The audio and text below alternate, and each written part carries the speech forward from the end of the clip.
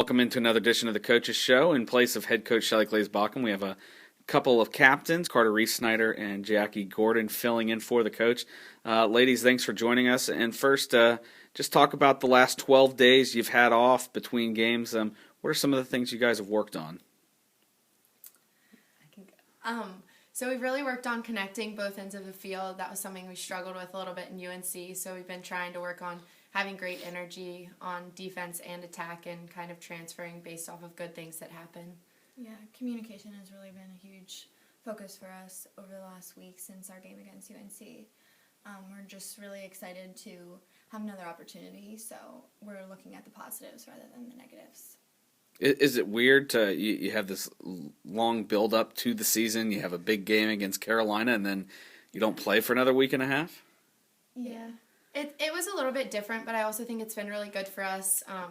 We're a little bit younger this year, so it's been nice to have that time to make changes and be able to watch film and really prepare for our 2 games this week. Yeah, agreed. Defensively, Coach really liked what you saw, especially in the second half of Game 1.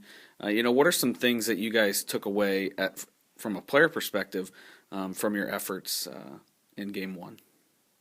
I think defensively, we just need to work to make adjustments sooner. So we had kind of a rough first half, and we've been working through that a lot in practice, trying to get into things quickly. And I don't know, I think we saw some really good things that we were really excited about going into this week. And yeah, obviously things to work on, but trying to take the positives, like Jaci said. Yeah, I think after the game, we knew that defensively we had made a change going into the second half. So, I mean, we said that there are a lot of things to learn from, after the game, but that defensively, we came out strong, we finished strong, so that was a good feeling going into this awkward time between our next game.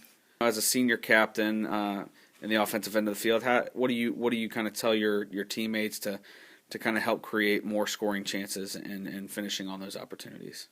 Communication is huge on attack, and then composure to, face the doubles that we faced against UNC, and, in every pass, we need to have composure. So I think that was something that we struggled with throughout the game, talking about what play we were in, what we were going to do.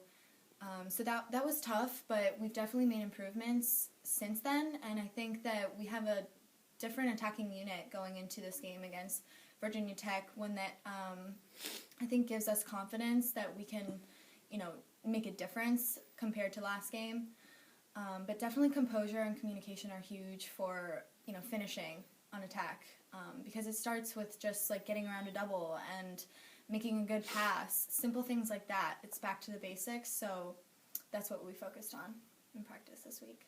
You guys have been there just a few years back. You were freshmen, you were underclassmen, newcomers. No freshmen played in the first game, but as you're working with these newcomers, how are you kind of mentoring them, to prepare them for what's down the road, whether it be this weekend or whether it be, later in the season or possibly next season for these girls once they get their chance to play?